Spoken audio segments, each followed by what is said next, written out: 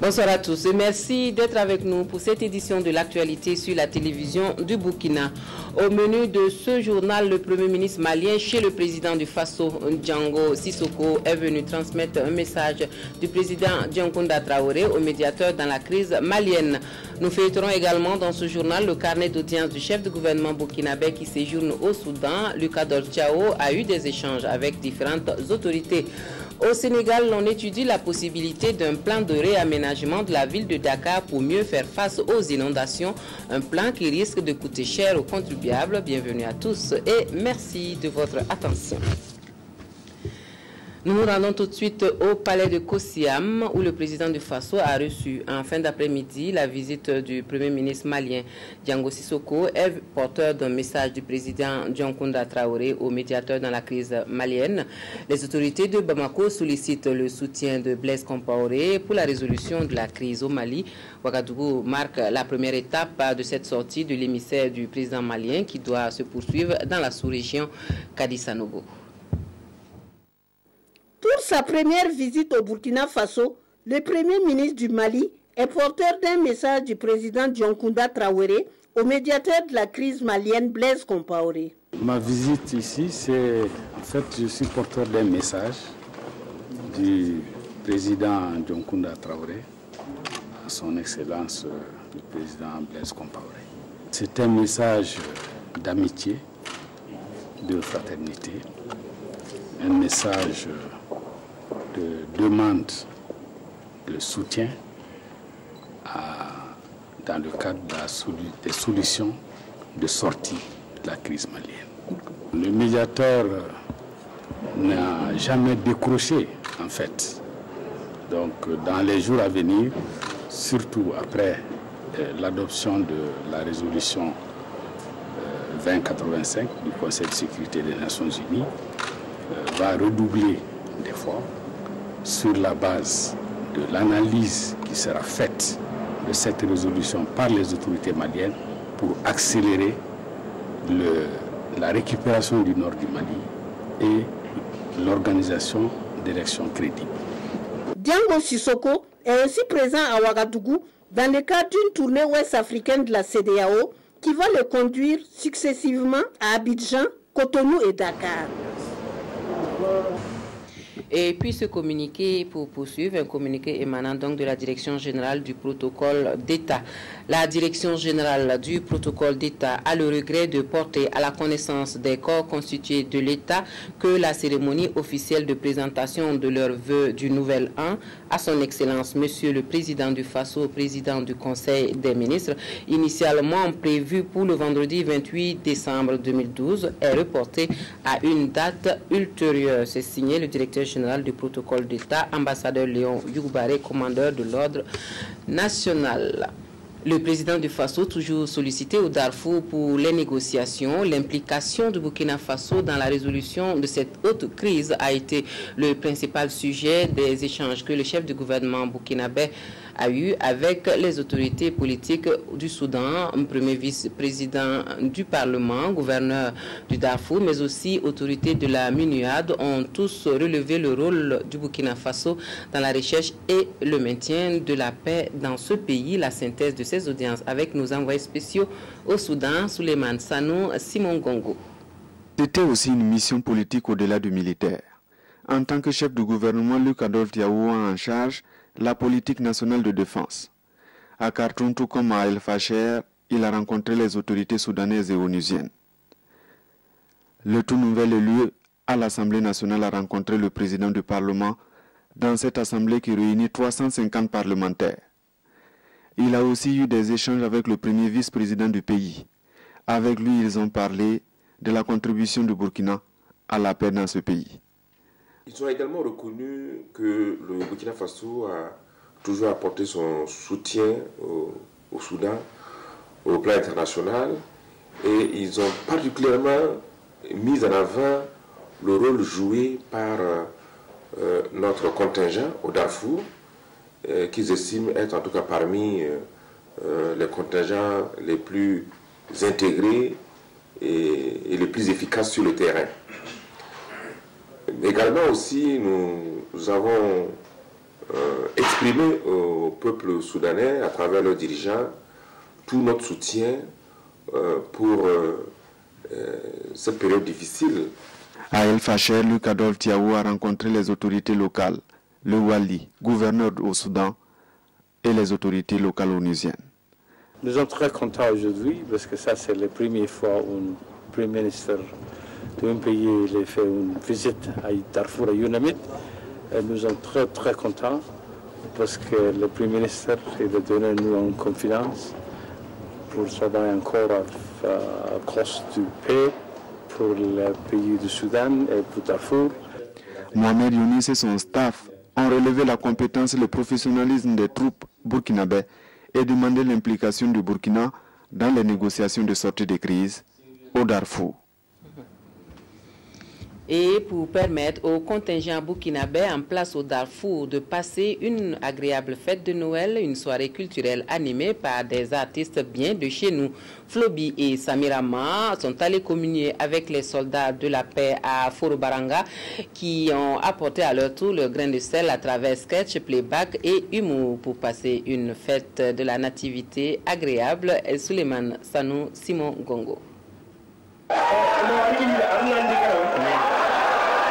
Tonnerre d'applaudissements pour communier avec leurs idoles.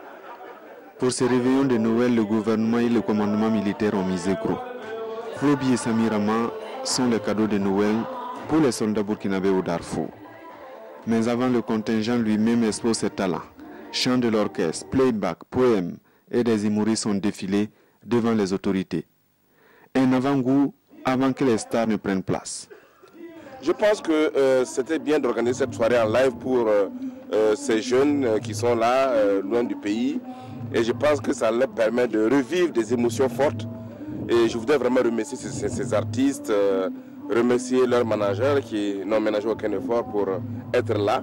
Samira Maï croit encore, Stéphane aussi. Dans son répertoire, il y a du connu et ceux à venir. La salle explose au fond. Et lorsqu'elle quitte la scène, il y en a encore qui l'entourent. Ce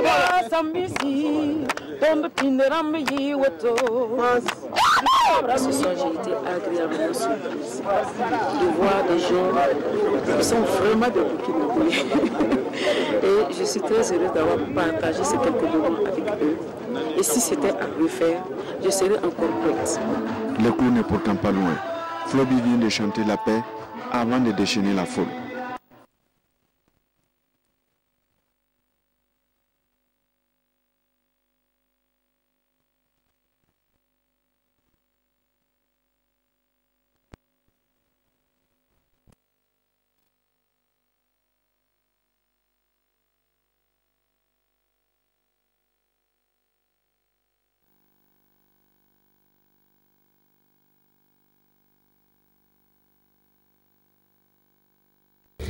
Voilà toutes nos excuses pour cette interruption due à une coupure d'électricité. Nous allons revenir sur cet élément sur la soirée culturelle organisée au Darfour pour permettre aux contingents burkinabés sur place là-bas de passer une bonne fête de Noël.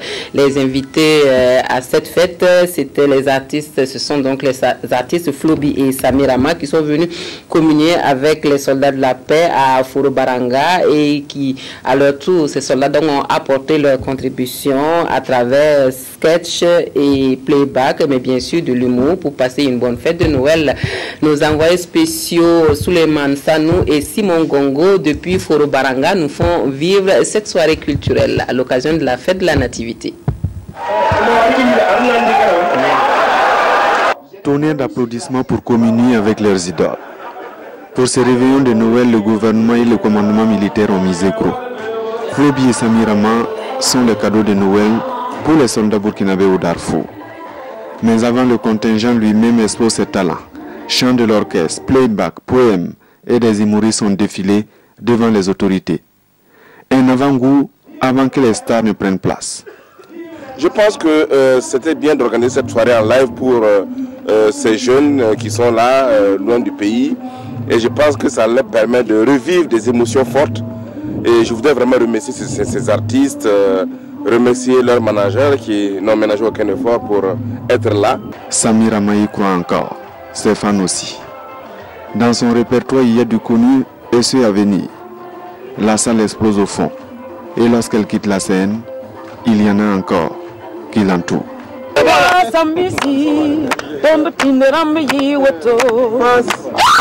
Ce soir, j'ai été agréablement surprise de voir des gens qui sont vraiment des Burkinabés. Et je suis très heureuse d'avoir partagé ces quelques moments avec eux. Et si c'était à refaire, je serais encore prête. Le clou n'est pourtant pas loin. Floby vient de chanter la paix avant de déchaîner la foule.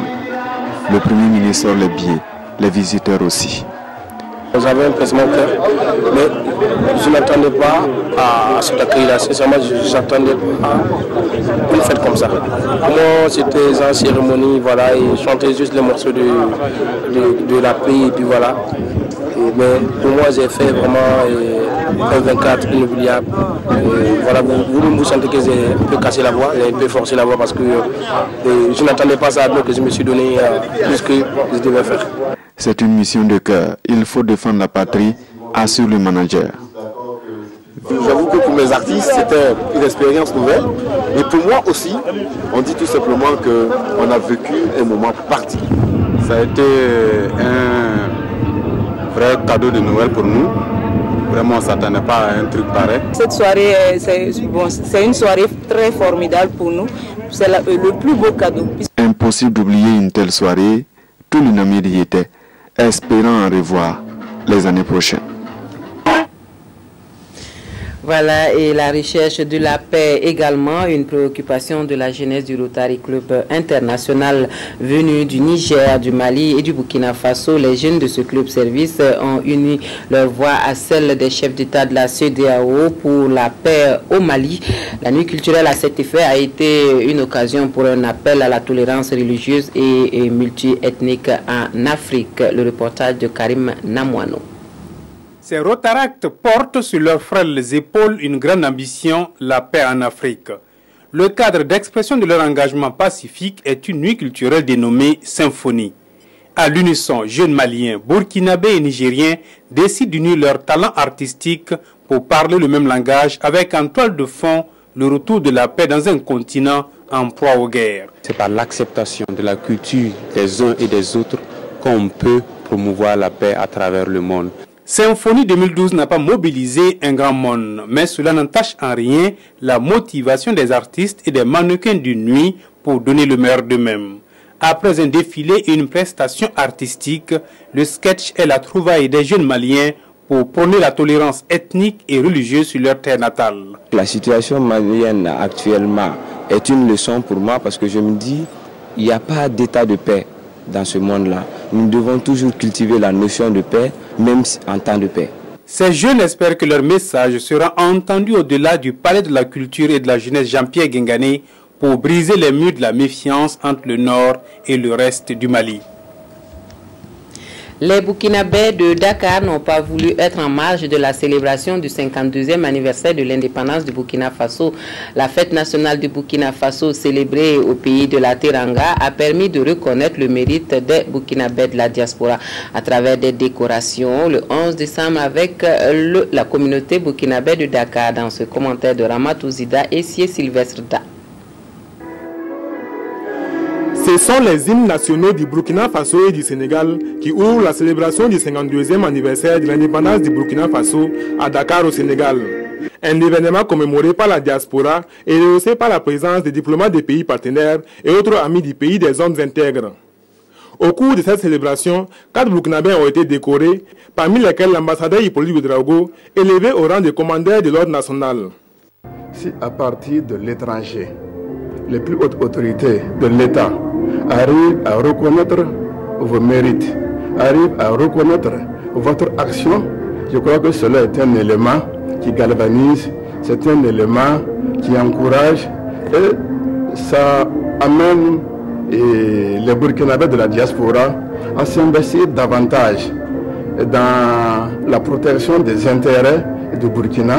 Je pense que nous ne sommes pas plus méritants que les autres Burkinabés. Chacun de nous est tout aussi méritant.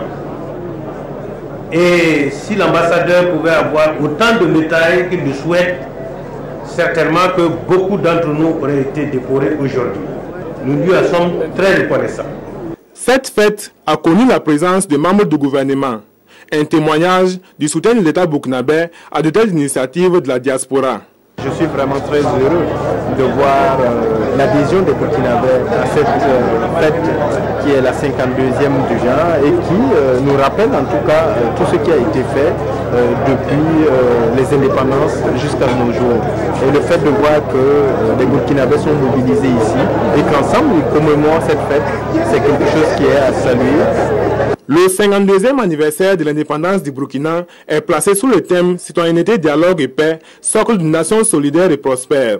Un objectif dont l'atteinte passe sans doute par une synergie d'action entre les Burkinabés partout où ils se trouvent. C'est cela aussi l'essence de la commémoration de la fête nationale du Burkina Faso par les Burkinabés de l'étranger. Voilà, retour à Ouagadougou où Simon Compaoré poursuit sa tournée de revoir dans sa commune.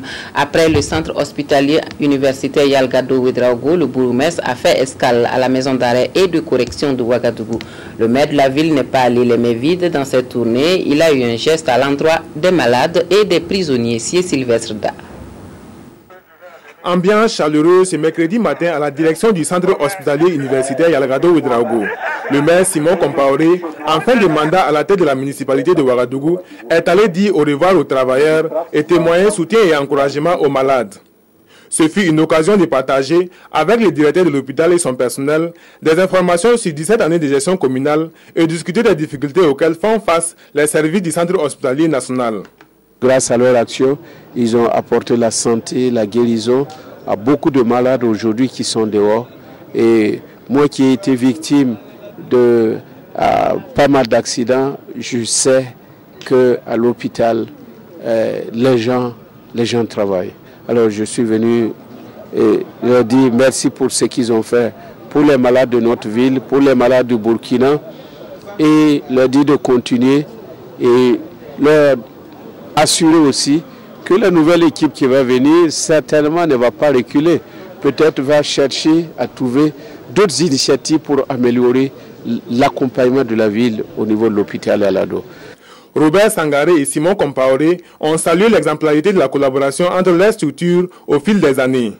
Et une fois de plus, le maire a matérialisé son accompagnement à l'hôpital par la remise d'une somme de 1 million de francs CFA.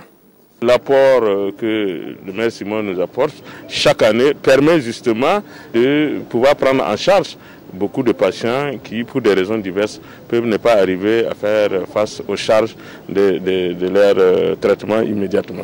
Donc c'est pour dire une fois encore que nous ne pouvons que remercier du fond du cœur le maire et souhaiter qu'il continue, comme je viens de le dire, où qu'il sera. Plus tôt dans la matinée, c'est la MACO, la maison d'arrêt de correction de Ouagadougou, qui a reçu la visite du maire. Simon Compaoré a également remis une somme de 1 million de francs CFA au régisseur et à son équipe. Une contribution au financement des activités de réinsertion sociale des détenus. Et la mairie de Ouagadougou qui rend hommage au Larle Naba Abga, la rue allant de l'avenue Zidouende au rond-point du 2 octobre dans l'arrondissement numéro 2 porte désormais le nom de cet illustre homme de culture burkinabé. Le Larle Naba Abga, déjà immortel à travers le riche patrimoine culturel qu'il a légué et son rôle dans la reconstitution de la Haute-Volta actuelle Burkina Faso. Frédéric Etienne Bassenga a suivi le baptême de rue pour nous. Avenue Larle Naba Abga, voici comment il faudra désormais appeler la rue allant de l'avenue Naba Zidouende au rond-point du 2 octobre dans l'arrondissement 2 de la ville de Ouagadougou. Grand homme de culture, Naba Abga aura marqué de son emprunt l'histoire du Burkina Faso. Acteur de la reconstitution de la Haute-Volta en 1947, conseiller du président Maurice Yamiogo, grand conteur et auteur de plusieurs œuvres littéraires, pour Simon Compaoré, il fallait absolument qu'il soit immortalisé dans la ville de Ouagadougou, où il a d'ailleurs été conseiller municipal. Un grand homme de la culture, du monde économique, du monde social. Il a beaucoup œuvré, il fut un conseiller municipal de notre ville. Et il a laissé des empreintes indélébiles dans l'histoire de cette ville, Ouagadougou et du Burkina. Et nous sommes venus l'honorer, l'immortaliser sur une des artères de nos rues. Pour le petit-fils de la reine Naba Abga, la famille n'a que des mots de remerciement à l'endroit de la mairie de Ouagadougou. La famille Tchadrebego, la famille de l'Arlé Naba, accueille avec beaucoup de joie et de fierté cette reconnaissance de la commune de Ouagadougou du travail accompli par mon grand-père, le Larlé Naba Abga. Nous souhaitons en tout cas dire un grand merci au maire Simon Comporé, à tout le conseil et à la commission de toponymie qui n'a pas manqué de distinguer notre grand-père à travers le baptême de cette rue. Le Larlé Naba Tigré a promis veiller à ce que cette route soit bien entretenue. La famille apportera sa contribution à la brigade verte pour qu'elle puisse prendre soin de la rue Larlé Naba Abga. Et en cette période des cadeaux, le Premier ministre lui a choisi d'offrir du matériel informatique à la cour d'appel de Ouagadougou, un geste qui va soulager les conditions de travail des agents de cette juridiction. Le matériel a été remis ce matin par le chef du cabinet du Premier ministère en présence de Estelle Judith Aksogba. Ce matériel est une promesse concrétisée par le Premier ministre. Une promesse faite le 12 juillet dernier lors de son passage à la cour d'appel de Ouagadougou pour s'enquérir des conditions de travail des agents. Cette juridiction rencontre d'énormes difficultés et le plus crucial est l'insuffisance du matériel de travail. Séance tenante, il a promis de leur apporter son appui. C'est le directeur du cabinet représentant le Premier ministre qui a procédé à la remise de ce matériel. Il était très sensible vraiment dans les conditions de travail, n'est-ce pas, que vraiment le personnel vivait. Et il a promis sur place, n'est-ce pas, de venir, n'est-ce pas, en appui, en aide, avec, n'est-ce pas, les 2 ordinateurs, la photocopie et l'imprimante que vous avez vu ce matin. Donc c'est pour vraiment encourager le personnel à davantage travailler, parce que vraiment, bon, tant qu'on appelle le minimum, surtout à l'heure, n'est-ce pas, de la mondialisation, un minimum qu'il faut avoir. Voilà pourquoi il nous a instruit de venir remettre ce matériel à la cour d'appel. Ce matériel est estimé à plus de 8 millions de francs CFA et va permettre à la cour d'appel de Ouagadougou de pouvoir accélérer son rythme de travail. Ce matériel va servir bien sûr pour les audiences de la chambre criminelle, mais également pour les autres besoins de la cour. C'est vrai que ce n'est pas suffisant, mais c'est déjà un grand pas et nous disons merci. Et ce local même, il n'avait pas cet aspect. Au jour du 12 juillet 2012, bon, il a été refait. Monsieur Mathias Yambe Koudougou a, au nom du ministre de la Justice, promis d'en faire un bon usage et souhaite que ce geste soit étendu à d'autres juridictions du Burkina qui rencontrent aussi d'énormes difficultés. Le cadeau du ministre de l'Action sociale et de la solidarité nationale aux populations du Yoba, ce sont des latrines. Clémence Traoré, qui a aussi pensé aux plus défavorisés, leur a fait un don. C'est Sylvestre qui nous en parle. Tampo, village de la commune de Dissine dans la province du Yoba. C'est dans cette localité que le ministre Clémence Traoré a choisi de réaliser 10 latrines en réponse à l'engagement pris par chaque membre du gouvernement en Conseil des ministres. Avec l'appui de l'ONG WaterAid et des journalistes du Riche, 3 latrines ont pu être réalisées. Les dispositions sont d'ores et déjà prises pour la réalisation de 7 autres latrines au fur et à mesure que les bénéficiaires potentiels démontreront leur adhésion à l'opération en creusant les fosses des latrines. J'invite donc les populations du Tampo à adhérer véritablement à ce processus de latrinisation, à entretenir correctement les latrines réalisées et elles constateront elles-mêmes l'amélioration de leur santé et de leur cadre de vie. La cérémonie d'inauguration des premières latrines a servi de cadre pour une opération de solidarité à l'endroit des habitants de Tampo et des populations environnantes. Les dons sont constitués entre autres de nattes, de couvertures, de vivres et des habits pour enfants. Le tout d'une valeur d'environ 2 millions de francs CFA. Nous avons constaté que les enfants se promènent pratiquement nus toute la journée et en cette période d'harmattan, nous avons estimé qu'il fallait faire quelque chose. C'est pour cela que vous voyez cet important lot de friperies pour permettre quand même de vêtir décemment ces enfants-là en cette fin d'année. Mais les services continuent le recensement parce que nous n'avons pas voulu nous cantonner uniquement à la localité de Tampo. Les services sont suggérés d'étendre à d'autres localités environnantes pour toucher beaucoup plus de personnes. Vous avez vu la joie que la population a manifestée. Je partage cette joie et je souhaiterais que d'autres fils et filles de la commune imitent le geste que Madame le ministre vient de poser. Le ministre Clémence Traoré Sommé est natif de Tampouo. Par ses actions, elle entend interpeller les ressortissants du village à plus d'engagement pour une amélioration des conditions de vie des populations de la localité. Et puis nous allons dans la région du centre-est où les communes de Bitou, Komeyanga et Garango, elles ont reçu des équipements et du matériel qui devraient leur permettre de mieux traiter les problèmes sociaux qu'elles rencontrent.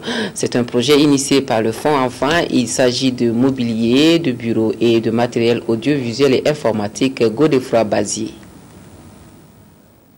Par ce geste, le Fonds Enfants soutient 4 communes de la région du centre-est dans leur lutte contre des fléaux que sont la traite et le pire travail des enfants, la déscolarisation, la présence d'enfants dans les rues, le mariage précoce ou forcé.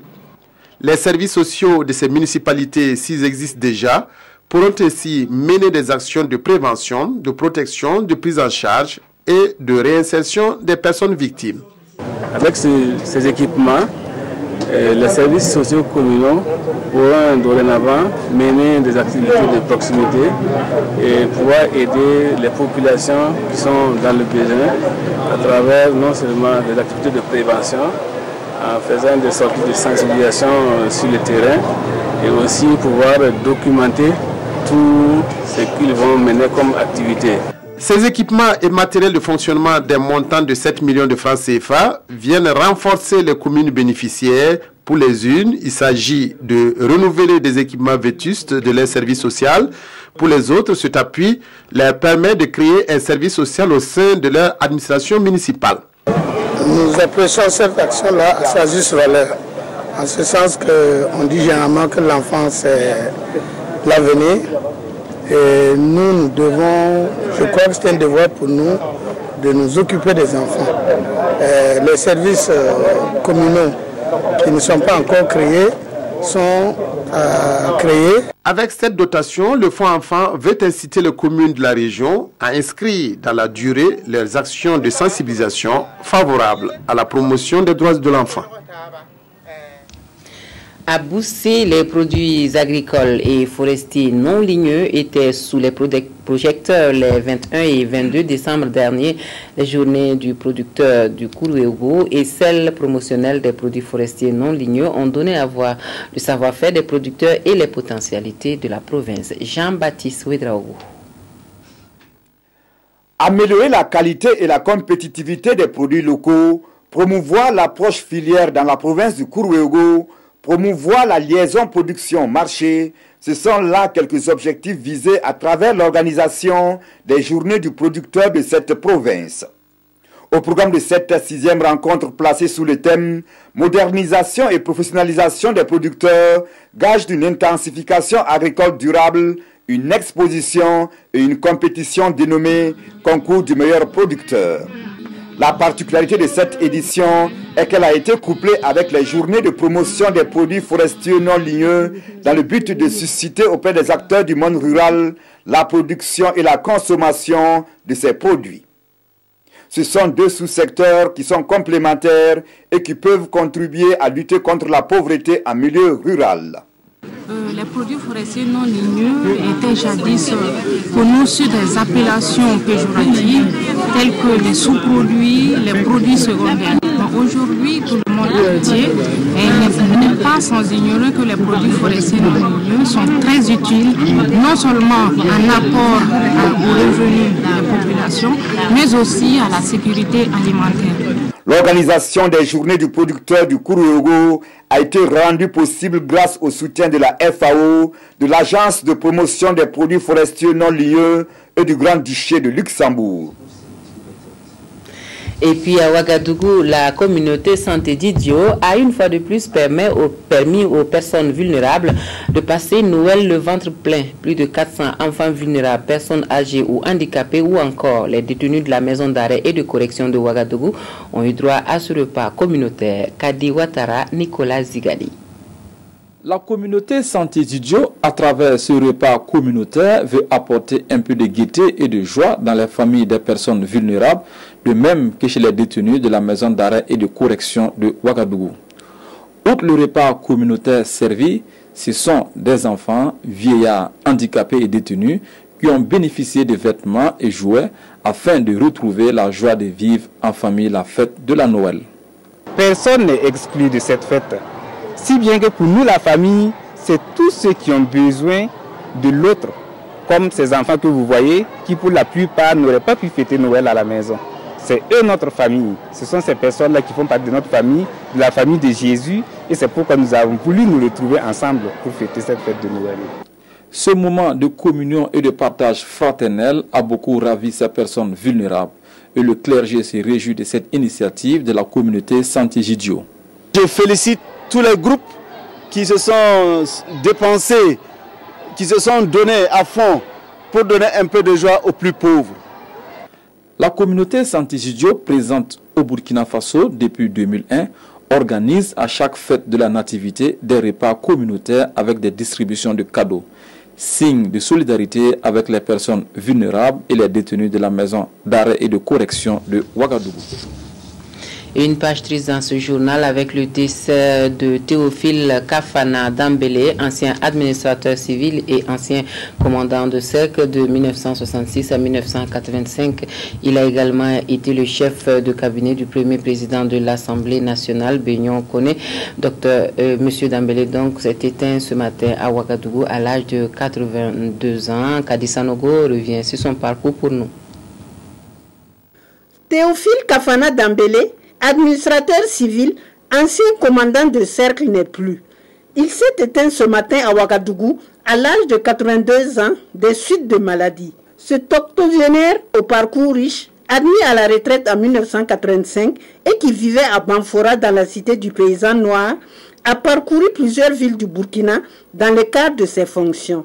De 1966 à 1972, il a été respectivement commandant de cercle à Tchébélé, Koupela et Ouagadougou. De 1972 à 1985, il est commandant de cercle à Goursi, à Dori, à Manga, puis à Banfora. Il a aussi fait un détour à la Sosuco, société sucrière de la Comoé, où il a été chef de personnel pendant 5 ans. Celui que la nation burkinabé pleure aujourd'hui a aussi été directeur de cabinet du premier président de l'Assemblée nationale de Haute-Volta, Benyon Koné, de 1964 à 1966. Théophile Kafana Dambélé a reçu plusieurs distinctions honorifiques, dont la plus récente est la médaille d'officier de l'Ordre national obtenue en 2002. Il sera inhumé ultérieurement à Banfora. Monsieur Dambélé, qui s'en est allé ce matin, était père de 11 enfants. Paix à son âme. Suite de ce journal, et puis nous parlons de l'actualité hors de chez nous. Au Sénégal, durement frappé par les inondations cette année, on pense à réaménager la capitale Dakar. Le plan d'aménagement dont il est question devrait permettre de mieux sécuriser la ville. C'est une question qui préoccupe les autorités municipales. On parle même de démolition de certains immeubles pour l'évacuation des eaux.